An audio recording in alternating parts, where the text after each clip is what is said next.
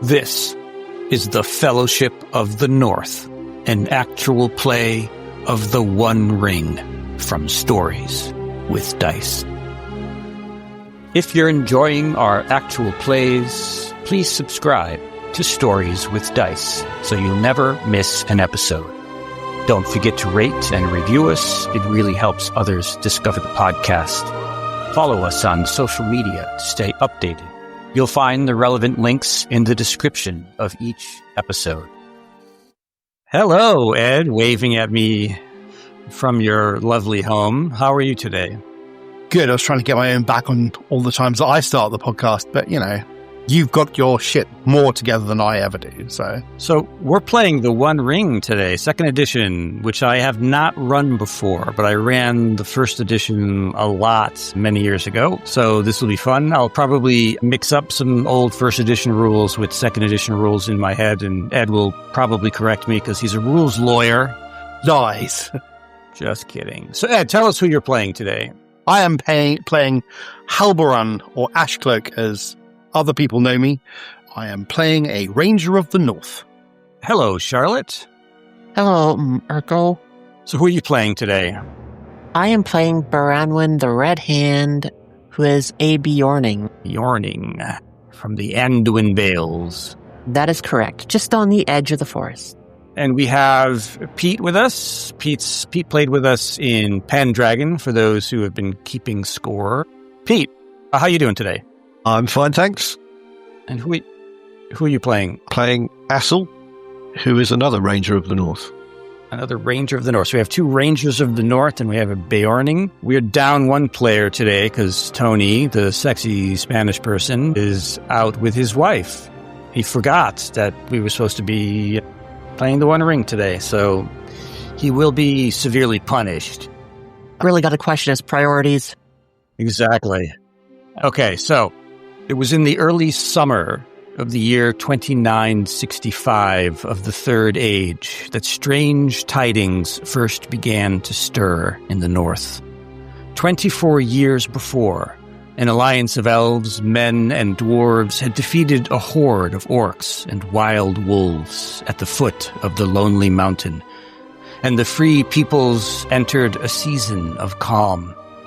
Yet more than 20 years is a long time for peace to endure, and in many corners of Middle-earth, a shadow was lengthening once again. Amid this uneasy quiet, 4 travelers found their roads leading to Bree. Some were drawn by purpose, others by doubt, and some by signs which could not yet be understood. But fate had numbered them fewer than they knew, for one would never come to the Bree land. Yet the road is long, and the world has a way of drawing kindred paths together. So it was that only 3 passed beneath the west gate when the days grew dark, and the winds bore strange tidings out of the wild. Long had they lingered in the crooked lanes and firelit halls of that old village, seeking counsel, yet finding only whispers and tales of strange happenings, dismissed by most as fireside stories. Many times they had each considered venturing forth in pursuit of these rumors, yet some unseen hand delayed their departure, and a hush fell upon their waiting, like the held breath of the world before a great change. At length, one of the 3, a ranger of grim countenance, grey with the weariness of many roads, made his way to each in turn and brought them together at the Prancing Pony. There he delivered a letter, sealed with the device of Gilrayan the Fair. Its script was strong and flowing, and the message bore the weight of foresight, though its full meaning was scarcely perceived at the time. Thus were these travelers drawn together to answer the peril of their time, yet each would go only as far as their own heart carried them. So, Pete, you had been entrusted with delivering this letter to Halboran, who's a ranger of the north that you've probably had some dealings with before, a Bjorning woman from the Anduin Vale and an elf of Linden, but there has been no elf in Bree these past few weeks that the three of you have been in Bree. So our story begins in the Prancing Pony on an early summer night, the first in days without rain. A fire crackles bright and deep within the hearth, its light spilling across stone and timber in the bustling common room. The place hums with warmth and life. Firelight dances over rough-hewn beams and well-worn tables, and the air is thick with the scent of bread, ale, and pipe smoke. Around the tables, travelers and villagers talk and laugh, though here and there voices drop to hushed whispers of trouble beyond the Bree lands. In a corner booth, Halberin, a ranger of the north, and Baronwyn, a Bjorning from across the Misty Mountains, share a simple meal of warm bread and hard cheese and dark ale. Across from them sits another ranger known to Halberin as Assel, the messenger. His hooded cloak hides much of his face, shadows lending him a grim, watchful air, as each of you in turn reads the letter he delivered. Dear friends and kindred spirits, you may deem your coming to Bree a matter of chance, but it is not so. For the world is wider and more wakeful than you know, and seldom do so many paths cross without design. Each of you is as a candle kindled against the night, but together your flame becomes a lamp of hope that may yet hold the darkness at bay. This I have foreseen, as I have foreseen the peril that now draws near to us all. Therefore I call upon you now, you who would stand against the enemy. Come swiftly to Amen Sul at the first quarter moon. There I shall meet you. But be warned, from the moment you set out upon the road, eyes both foul and fair have been upon you. For a shadow stirs in the north, and I fear its reach grows long. Well, Assel, you bring us great tidings as usual. Where have you been these past months? Resting up in the angle. Been travelling far and wide, taking messages around. How's the rest of the community faring? I have been away from the rest of the rangers for some while. Seems to be more activity out there. Many of the rangers are out and about, reinforcing camps spread around, especially in the north. People are getting worried.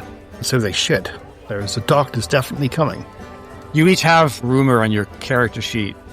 Then there's also a couple of rumors that things that you've heard since you've been in Bree, and you've been in Bree for a couple of weeks. Maybe some of you have been in Bree a little bit longer than that.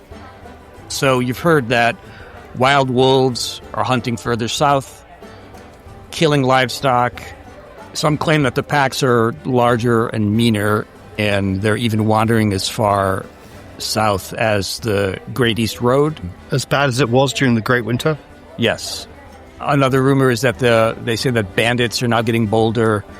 They hit a merchant at the last bridge just a week ago. They took everything he had and left the poor man tied up as a warning. Orcs have been prowling beyond the Bree lands. They took 2 men from Dale the day before yesterday. And the individual who told you this had warned those men not to go out after dark, not to leave the Bree lands, but they were insistent on going to Old Rupert's Standing Stones in the North Downs. And then the last rumor that you heard was that old hunter Rupert, Rushlight, came back a changed man. Folks say that he's lost his wits. So those are the things that you've learned since you've been in Bree. I too have heard rumors of something dark and ancient in the hills of Rudor. An old ancient evil that, according to the rumors that I have unearthed, is in or around Fort Arlas. It seems that every 100 years or so, she seems to give birth to a terrible brood of creatures, and I've heard rumors that time is coming soon. I've heard a few things. I'm not sure how much they would pertain to us immediately, but sounds like that old King Bard has been secluding himself away for a few years now. It's never a good sign. Heartbroken and grieving. I'm not sure much more than that. The more interesting thing I have heard is that of a werewolf. Somewhere roughly around Mirkwood. Okay, a dangerous place. It is, and a ways away. I've only skirted the outskirts. I have never been in Mirkwood. Probably for the best. If you believe some tales that come out of that region. I'm sure they all have some part of truth in them. As most rumors do. So, this letter that we got, who was it that gave this to you, asshole? The Lady Gilraine. I don't think I'm familiar with her. She is a woman of some renown here amongst the Rangers. She's of the line of the old kings, they say. Interesting. A lot of times, information stops at the mountains. We don't always get the most recent or pertinent information. It's a long way. For you to have made such a journey is very spectacular. It was not without its trials and tribulations. Now, I guess we need to figure out how soon... Well, Marco, when is the next moon? So the next first quarter moon is about a week and a half away. I reckon it's about a week's travel to... It should take you, all things being equal, like 6 days, maybe 5 days, depending on, weather and if anything were to trouble you on the way there. So you've got a little bit of wiggle room. Mostly it's on a road, so that's always a good sign. I suggest that we leave in the morning. I also don't feel that it's probably safe to travel during a night, given the rumors of the orcs and the bandits. Sounds reasonable. Okay. Is there anything that you want to do, anyone that you want to speak to, anything like of that nature before turning in for the night? I've probably got some chores for local that I've kind of agreed to do, so I'll probably finish off some chores, and then once that's done, I will spend a rare night in the Prancing Pony. Would I have been paid already for my trip here, protecting the merchants? Yes. Okay. So no need to shake anyone down? No need to shake anyone down. No. You have enough for a room and, food here at the Pony for a couple of days. You've been here for a little while already, so you've been spending down that currency. Yeah, I would make sure that my stores were topped up for the trip with a little bit of extra just in case. Like just standard, like traveling fare. Hassel? Is there anything you want to do? Anyone you want to speak to? I'll just look around the common room and the bar and see if there's any new faces that have recently turned up. See if anyone's coming along from the Lone Lands past the direction we're going to be heading out. See if there's any more information to be had from them. There is in one corner of the room near to the hearth is an old man you haven't seen before. He looks frazzled. He's sort of sitting alone and mumbling to himself over a pint of ale. Sidle on over. My friend, you seem a bit uneasy this evening. He doesn't acknowledge you at first.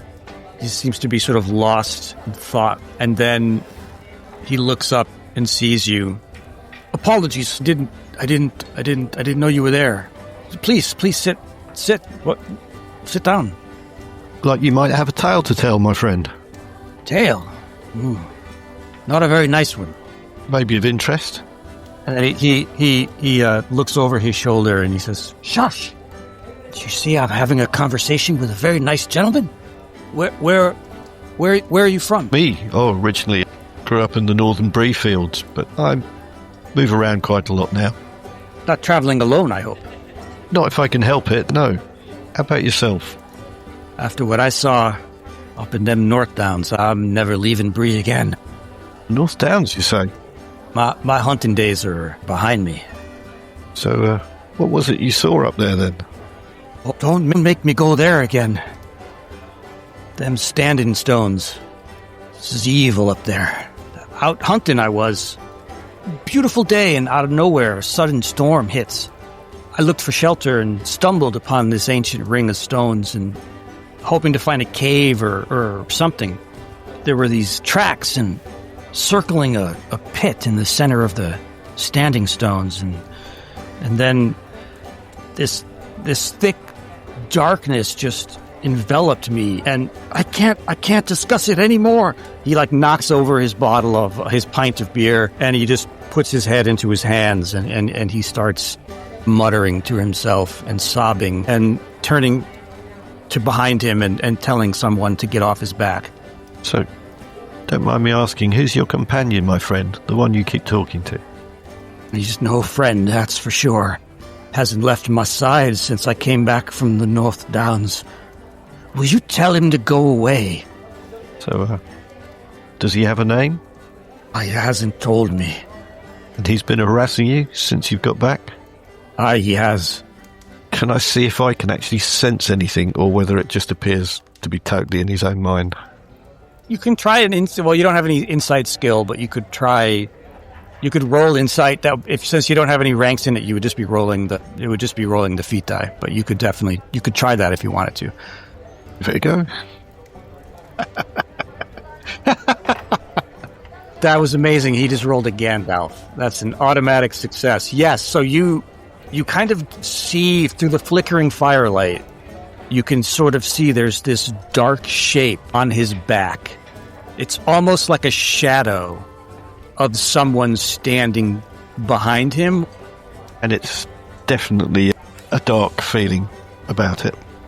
Yeah, your throat starts to constrict, and he notices, like he sees this look in your eye, and that you can see it too, and he leans over closer to you.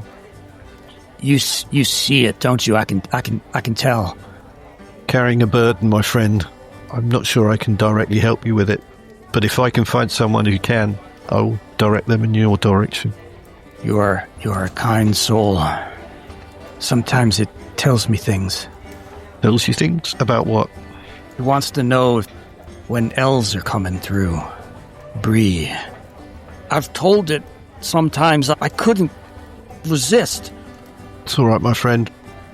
These things can be stronger than we can handle on our own. And then he all of a sudden, he just, like on a dime, his mood shifts. He stands up and he flips the table and he just starts shouting at you, and he storms out of the pony. Making friends again, asshole? The whole common room all of a sudden gets really quiet, and everyone sort of looks at you guys for a second, and then they see that it was the old hunter, and they kind of shake their head, and they all go back to their conversations and their drinks and their food. Well, I guess he didn't like my company. Hopefully I'll be more welcome back at this table. I move the chair into the table so they can't sit down for a second. No, of course, I push it back out. Do you make friends everywhere you go? Yeah, I did sense something on that chap. A while back I carried a dark blade from Rivendell all the way across to the coast, and I was left with a feeling from that chap carries a similar burden on him. Something dark sitting on his shoulder. Something we should be doing something about? He said that it's making him look for the arrival of elves in the town. That does not seem too coincidental that we are waiting on elves. Assel, you also noted after he flipped the table, yelled at you and took off, that there was a small map that fell off the table, and it marks in the North Downs where those standing stones that he was talking about are. Far away are they? From Bree, they're probably about a little over a week away. So I'll definitely make a note of the location. So the rest of your evening goes by uneventfully. You make your preparations to leave in the morning, if that's still your plan. Is that still your plan? That's still the plan. Yep. Okay.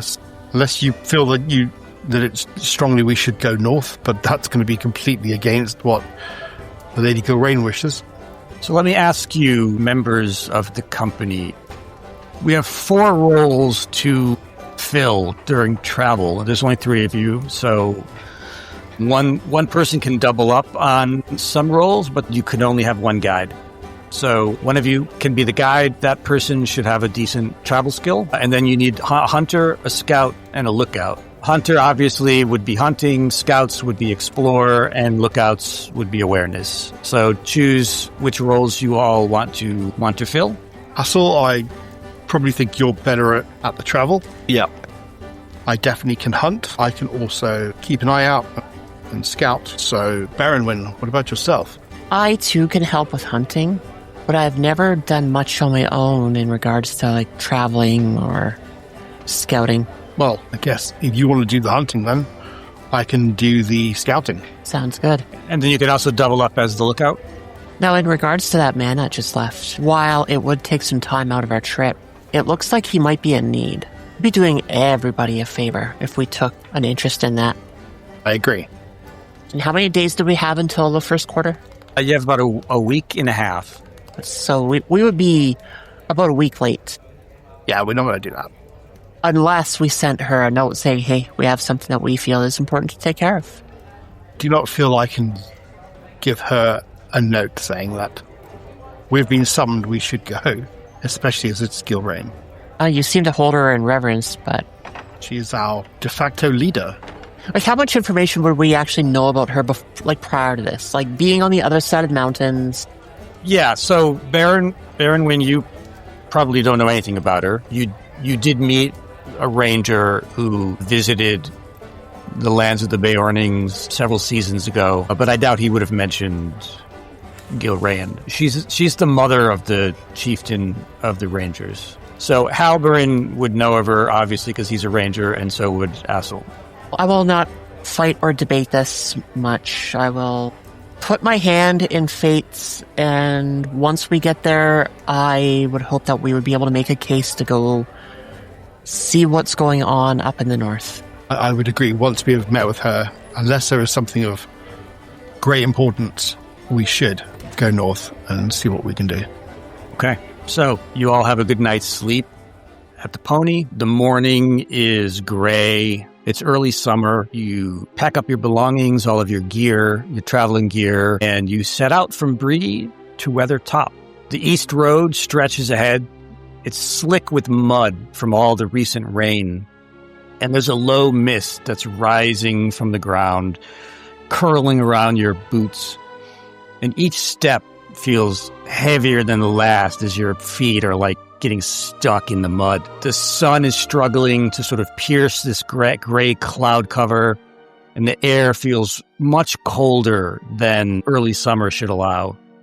And there are these black crows that are wheeling above you and cawing, and a subtle unease tugs at the back of your mind, and the land itself seems to be watching you, as if the very world were ill-disposed toward your journey. So, Assel, as the guide of the company, you're going to make a marching test, which is a travel roll, and I'm going to start you guys off on a bad footing by having you make an ill-favored marching test, and you got a great success. Wow. So that means that we have a journey event that takes place 3 hexes plus 1 for each success, and you got a great success. So you've traveled for 4 days. Just past the Midgewater Marshes, that's good. Okay, so technically each of these events is supposed to target one of the roles that you play during the journey. But sometimes I'm going to throw one in that targets all of you, which is what I'm doing right now. So the road winds through low stony hills. In the distance, you've traveled now for about 4 days. In the distance, you can see a solitary stone arch draped in pale green lichen. All around it is just tumble down stones, like there used to be some structure here, and the arch is all that remains. And then from the east comes a wind, keen and sorrowful, as though it had wandered too long over empty fields. It passes through the arch with a cry like mourning, and the stones answer with hollow sighs. You can almost hear the ring of mail, the call of horns along ramparts, voices of warriors who once kept watch when the world was young. And then the echo dies, and only the wind remains, cold and whistling and full of longing. So now I need all of you to make a valor test. Okay, let's see what kind of nonsense I can roll today. I see how this is going. I succeeded with a automatic success. So Halbrand succeeded with a Gandalf, Assel succeeded, and Baronwyn failed. So I think they're cheating. That's got to be the only way that this is making any sense. Talk to the Foundry Gremlins about that. Yeah. So Baronwyn, you get a shadow point. Hell yeah. So for you, the chill seeps deeper, and you feel this sort of heavy grief just kind of like washes over you, and a melancholy takes hold. You see this ruin that's in the distance, and you've seen other ruined structures in the hills as you've traveled along the road, and it just reminds you that all who have walked this earth have long since passed into shadow, their names and deeds buried and forgotten beneath the dust of the ages. And for Halberin and Assel, a warmth rises in your chest, and the wind that passed through the arch seems less mournful to you. And for a moment you feel the echo of old glory, not grief, as a light to guide your steps. Though the hills are quiet and the road stretches ahead of you, you move with the courage of those who came before you. And so you also everyone gains 2 fatigue so far from the journey. This is a forsaken and miserable place. Let's not linger here much longer than we have to, please. Making good time. Indeed.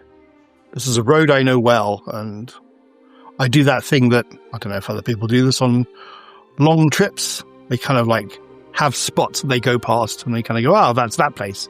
They have a name for something, even if it's not the right name. Yeah. So it's a familiar sight to me. So night is starting to fall, and you're sort of scouting around looking for a place to make camp just off the road, when all of a sudden it just starts to rain and rain and rain. Heavy downpour. Thunder starts to shake the air like a war drum, and now you're frantically seeking shelter wherever you can. There's not a huge amount here. There's some forest. Give me an explore test. Also, remember you have hope, so you can spend hope to add dice to your rolls. I think I might, actually. Gonna just have 1 bonus point from hope. So roll that. Pretty good. That's a great success.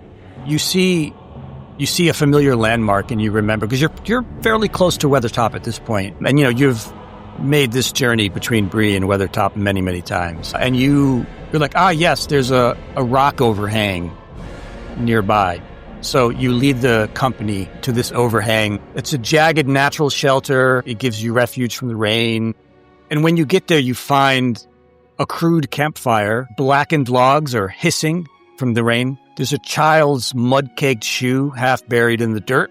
And the nearby trees are all gouged and hacked. And you can see a deer carcass nearby. The bones have been gnawed on. And there are some heavy footprints in the mud leading north into the Weather Hills. Orc footprints, by some chance?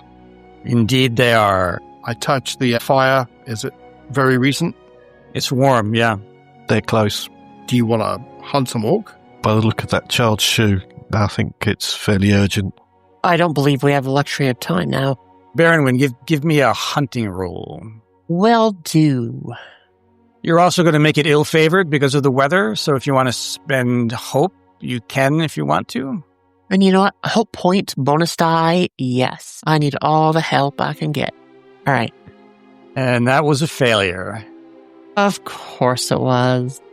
So I'm going to give you a success, but with woe. So you know the route that the orcs took through the into the Weather Hills.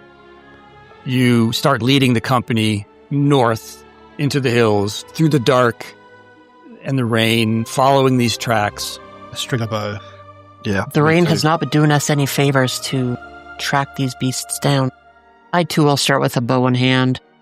Time to pepper us some orc. That sounds like someone's rolled. Someone sneaky GM rolled. It's a sneaky GM roll. Yes. It's like I do this to you all the time. Now on the other end of it. The shoe is on the other foot. Okay, so Baronwyn has led you north for 2 days. You're now north of Weathertop. Something lends speed to these orcs. The tracks now take you through a tangle of game trails that twist through the barren hills. You see around you half-buried ruins, yawning cellars of long-forgotten halls that have collapsed. It's making the way perilous. Ed, please make me a explorer roll. You're going to try to find a safe way forward. I fail. You come upon a narrow way between these jagged outcrops where a single standing stone stands about as tall as a hobbit. Carved with faint and ancient runes, the air around it feels still and watchful, and an unease settles in your heart. Give me a valor test, Ed. Everyone adds 2 fatigue points, and Ed has to make a valor test. Ed makes a roll and fails. You gain 1 shadow point. So 1 shadow point and 2 fatigue. Right. Correct. Is there anything you want to do while you are here? Or just continue on following the tracks? I guess we're just trying to keep up with them, right? I can't think there's anything else that we're trying to do. We just need to capture them. Okay, so this standing stone with these markings on them makes you feel uneasy. You want nothing to do with this place. You find a safe way through all of those sunken ruins and, open cellars and things. And Barrenwind still has those tracks dead to rights. And you come down from this hill into this little shadowed vale. It's like maybe coming up on evening. The trees are growing a little thin here. You can see there's still an overcast sky. Smoke is drifting on the wind. You can smell the scent of fire and something foul. And then you hear a harsh voice carried on the wind.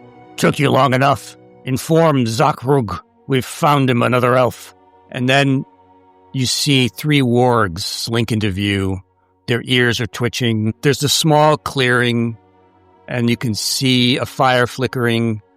And there are 2 bound figures near the fire. One of them is a whimpering child. The other one is an elf, fair of bearing. The enemy is here. Indeed. How close are the wargs to the orcs in the fire where the prisoners are? So they're all in a clearing together. The orcs and the wargs are at the edge of the clearing. The fire and the prisoners are sort of in the center of that clearing. And there are a couple of other orcs that are walking back and forth. So, if you had to put, a radius on where the enemies are in relation to the fire, what would you say? They're just a couple of feet from each other. Okay. We can't risk using our bows. We have to get in close. Do you want to try to ambush them? That would be the plan. Sounds lovely. So, I need you all to make stealth rolls. Hurrah. I'm sorry in advance. Remember, you have hope. There is no hope. Yes, there is. Is this still ill-favored, or is this just straight now?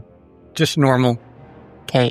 Point of hope, because, we suffer hope so others don't have to. You know what? Yeah, okay. Like I said... It looks like Azul also failed, so... So, Halberin, you have an extraordinary success. Okay, so you can spend one of those successes to cancel another player's failure. So you can spend one to cancel Barrenwind, and then spend the second one to cancel Azul's.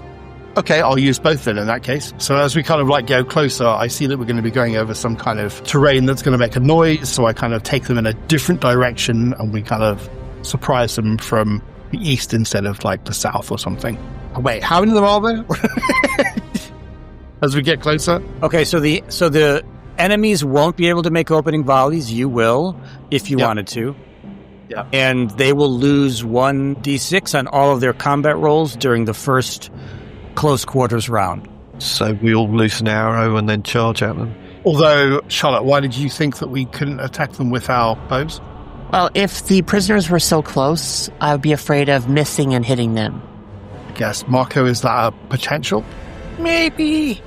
One that I Okay, in that case, I'm not good. Well, yeah, we won't take that chance because, we want to save the people. So I guess we'll just go for a straight hand-to-hand. I pull my sword, which has a name, Turahil, which roughly translates as Forest's Shadow. So I will move you guys onto the battle mat here, and then you can choose your stances. I guess for the first round, it'll be forward. Okay. Yeah. I was going to say I was going to try ranged attack. Okay. You want to do the opening volley? Go I'm right just ahead. so confident, yeah. I'm just so confident with my bow. Why do I see an eye coming up? Okay. He failed but he did not get an eye, so you didn't hit any of the prisoners. Yay. Okay, so opening volleys are over. We should now be able to pick our stance, which we can't do for some reason. You should be able to. If you right-click on your character, you get all those icons on the left-hand side. You'll see the stances. Yeah, I've got them now. That's fine. So I'm going forward. Also, are you staying in the rearward? Using a bow? Yeah? Okay. Yeah, that's probably the best. Yeah. Okay, well, I guess I'm going to go for this little... So which one of you... So the both of you are in forward, so which one of you has a higher wit score? Ooh, good question. I have wits of 16. No, that's your target number. Sorry, wits of 4. Sorry. My wits is 4 as well. Okay. Each of you roll a d6. Got a 3. Go on, Charlotte, get a 3. How about a 2? Baronwyn, you can go first. Hell yeah, I'm going to... Halbern. Halbern rolled a 3. So, using my sword, do you say that I've got an extra dice to attack? Yep, so you gain 1 extra d6. Right. So, I got a 13 and fail. So, Halbern, so you draw your sword, you engage with this orc soldier, and he just deflects your attack with his scimitar. Okay, Baronwyn. I am going to try and use my combat task to intimidate the foe with my awesome... And I'm going after the first warg in the list, because fuck wargs. Alright, and then... Actually, let's see what this does down here. Combat tasks. Intimidate foe. Not using anything extra right now. And roll the dice. And I had a great success. You've made all of them wary. So tell me exactly what you say or what you do that intimidates them so. With my axe in hand, I start to move forward towards my warg of choice, bellowing all my rage and hatred, channeling the shadow presence that I've felt since our trip into the ruins all into a loud bellow, shaking them all to their core. Assel, go ahead and shoot your bow. Ooh, a great success. So you can spend that extra success to inflict on your adversary an additional loss of endurance equal to your strength rating. So the damage rating on your bow is 3, and then you would add 6 to that. So 9 total. Nice. Very nice. Yeah, so that arrow flies true, goes right through his leather armor into his chest, and he just kind of stumbles back, surprised, and grunts, and he's bleeding profusely, not looking good. And now they get to go. Halbern. Indeed. Ooh, he failed with a Gandalf. Yay! This orc steps forward and swings his scimitar at you, and you just deftly sort of move to the side, and he just slices air. Excellent. He is also going to engage in you. Ooh, that is a great success. So you moved out of the way of the other orc and right into the swing of this orc, and he just slices into your arm for 6 endurance damage. Okay. This wild wolf here is going after Baronwyn, and that is a failure. This wolf that you have intimidated just sort of snaps its jaws at you, but does nothing. Yeah, that's right. This orc, on the other hand, knows who the greatest threat is. Exactly. It's not me. It's definitely not me. Also misses. Swing and a miss. This fella here is going to spend a hate point to attack Assel in the rear. He runs around, does he? He does a great leap. Oh. He rolls an Eye of Sauron, which is an automatic success, for a heavy blow. Ooh, you need to make a protection test against target number 14. Assel. Can you just click it in the chat pane where it says protection roll test and have it automatically roll? I think so. Ah, cool. Good eye, Charlotte. If you go into the chat pane, the chat messages, I'll look for the most recent card that's popped up with the Wild Wolf 2. And in the piercing blow, there should be an option there to... Yeah, got ya. Oh, you have suffered a wound. Ooh. So you have taken 6 endurance damage and you have a wound. So now I need to roll on the wound table, the wound severity table. This isn't going how I anticipated this fight to go. That's pretty much how I think it was going to go. So that's a moderate injury. So at the end of combat, you will recover fully in a matter of hours from that wound. 1 day to recover? A matter of hours, so you can just leave the day at 0. Yeah. Back to the top of the order, which is Halburn. Right, so I've changed my stance to being just regular stance. So you're in open stance. I'm in open stance. Okay. And I am going to attack that orc that was attacking me as I was before. So I will do that this time. I'm going to spend another point of hope. And let's make a roll. I am terrible at fighting. It's not my thing. Yeah, I kind of try really hard. There's a lot of an axe and a sword being whirled around, but it's not really what I do. I give it a good go, but I'm not as skilled as I think I probably am. Yeah. Baronwyn. Yeah, I'm going to attack that warg with my long-hafted axe. That's a lot of dice, Charlotte. 6 damage. Very nice. Okay, so I'll have to figure out how to change that to 2-hand next time. Or no, wait. No, hold on a second. Do I have my shield equipped? Yes, I do. Okay, so 1 hand is what I wanted. We could take these guys out. I can take these guys out. I'm not sure about you. Baronwyn will take the guys out, and I'll just dance around a lot, getting hit. That's how it works. Over the din of this combat, you can hear the child screaming, and the elf is being very quiet. And if any of you sort of glanced in their direction momentarily in the middle of the fight, you can see that the elf is trying to free himself. He's rubbing the ropes against a stone by the fire. I believe it is now Assel's turn. It looks like he's changed his stance. Yeah, well, I'm in melee now, so I think it grabbed me bow arm, so I've had to draw out my sword now. Okay. Ho-ho!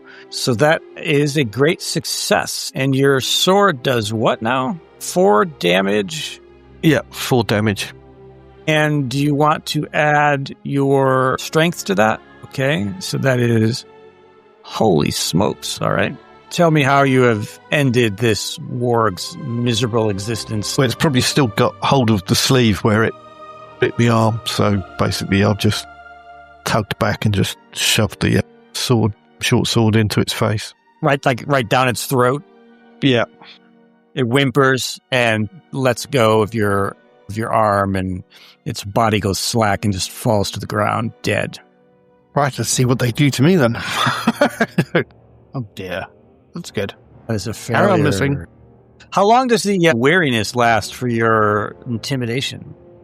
Well, what did it say in here? For the length of the round, okay. So the weariness is over, right? I think so. Yep, okay. That's a failure. Okay. More of those, please. At this rate, Baronwyn's going to be the only one standing going, well, I don't see your problem. I've just killed them all. Well, they're saying that Pete's doing quite well, too. Ooh, I just rolled an I. This wild wolf has latched onto you, Baronwyn. You need to make a protection test. Okay. Da-da. Da-da. Da-da.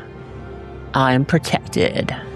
Okay, so you take 3 endurance damage, but you do not suffer a wound. And then the orc also attacks you. So that orc hits you for 3 damage. Okay. And we are back to Halburn. Hey, as I kind of dance around this thing some more, flicking around trying to hit this thing.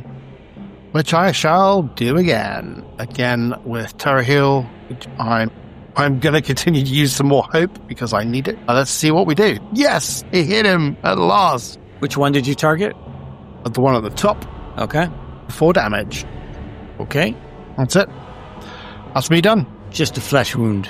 Yeah, I'm just kind of dancing around everyone. I'm quite spry and sort of springy, and I'm swinging my my sword and my axe, but I'm not really kind of doing a huge amount to them.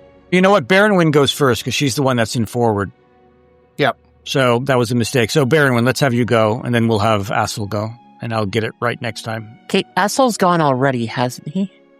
He killed the one warg already? That was at the end of the last round, though, wasn't it? Was it? Yeah. Okay. All right. Well, I'm going to swing at the warg that I've already done some damage to. Okay, and he's going to spend a point of hate to make that attack ill-favored. All right, so using my axe, I'll click that to ill-favored. Here we roll. 6 damage. All right, you have killed him. You may describe your kill. Be as graphic and gruesome as you want. As I see the warg try and crouch down, which would reflect the ill-favored roll, getting ready to pounce, I take my axe in my one hand and swing down, catching it in the side of the head, with the blade sinking in from its ear to its jaw. Blood just sprays the orc next to him, and he's like, ah, and he's like, he seems to have enjoyed it, the little creep. Assel, you are next. And how do I add a hope to it? So when it comes up to it, when you go to roll, in the middle there'll be like a little grayed out dice next to hope. If you click on the grayed out dice, it becomes a proper dice, and then you just push roll. Right. There we go. For the folks at home, not only are we learning the system, but we are also learning how to use the VTT. Oops. Oh, that is a failure. Quite liking the way the combat works, where we generally go first as the player characters, and then all the NPCs go, which is quite nice. But then you have to wait for the whole, oh my god, what's going to happen to my character? So this orc here has missed you once again. It's because I'm running around all over the place. This one is actually targeting Assel. Yeah, I've got his attention now. Thank you. When you rolled a Gandalf, which is an automatic failure for enemies. I guess for those listening who don't know it, the D12 that we roll has a 1 and a 12 is replaced by the Eye of Sauron and the Gandalf. No, the 11 and the 12. 11 and the 12, sorry. Not, Yep. Yeah, sorry, not 1 and 12. Baron Win, you have to make another protection test. We'll see about this. I am wounded. And I need to make an injury roll. Oh, sorry, I made it for you. Sorry about that. Oh, no. How rude. Taking away the player's agency. What kind of GM are you? I don't accept that severe injury. Would you like to roll it again? Go right ahead. I rolled it by mistake. There. Now I have a severe injury for only 1 day and not the 4 that you originally rolled. All right. Next round, Baron Win. What does the severe injury do? Does it actually have any impact in combat? I don't think it does it? I don't think it does, but I kind of feel like it would make you moderately hindered. So you're going to lose a die. That's the kind of GM I am, if you're asking. Roll in. Special success usage. What is this? Heavy blow, add 3 damage. Ooh, nice. And deals 11 damage. Wow, that's a shed load. Shall we say you've decapitated this orc? I think that is pretty fair to say. Outraged that he would even attempt to attack me. So after you spray him with that warg blood all over his face, you just swing your swing your long-hafted axe at his neck, and it just pops off like a cork on a bottle, and it just flies through the air and lands at the feet of Halberin. Now you're just mocking me. Here's a souvenir for you. As I spin around this orc trying to hit it some more. Yep, you're up. You're up, Mr. Okay. Halberin. All right, well, let's do my best, shall we? More sort of like spinning around, axe and sword clinging together on the orc. We're just kind of trading blows and dancing around each other, really. You got distracted by this head that came flying at you. And give Baron a sort of dirty look as I kind of look around. All the others are sort of on the floor. I'll take another swipe. Ooh, very nice. All right, you have killed him. Tell us how. Well, I dodged that last blow, and then as it went over the top of me, I ducked underneath it, 2 hands on my short sword, and just pushed it straight into his guts. His eyes just go wide and then glassy as you just take his life. Then me and Berynwyn just look expectantly across at our companion as to what's taking his time. So this orc here, the last remaining orc standing, looks around, sees that the two of you have made quick work of his companions plus the 2 wargs. And even though Halbrand has not landed a blow, I think. No, hit once. You hit him once. Yeah, you hit him once. Yeah. You haven't been much of a good... no, I'd be difficult to get hold of, right? It's like... Yeah, he just bolts. He starts to run. If anyone wants to take a shot at him before he leaves, go right ahead. Yeah, I'll drop my short sword, dive down for the bow that I dropped, and see if I can get him as he runs. Try to throw my spear, I suppose. But, well, no. I'm not going to bother, because it'll take me ages to take it off, and then, no. I wonder if I could throw my axe. A long-hafted axe? Probably not. That's it. I need a throwing axe. I mean... Yeah, well... Let's just say you killed him. That was a hell of a roll. That arrow goes right into the back of his head, and he just falls down dead. I kind of like drop my arms with both my hands on my weapons, and I looked over at Azor and just sort of like shrug. And as it gets quiet, you can still hear the kid screaming, but then you can also hear an elf. He's trying to calm the kid down, and he's saying, "No, I think it's over." And he says, "Hello? Who's out there?" I guess I'll walk towards the firelight, and I'll say in, I guess, some Elven that I know, "Peace be with you." And then I'll switch to Common. "We're here to help you."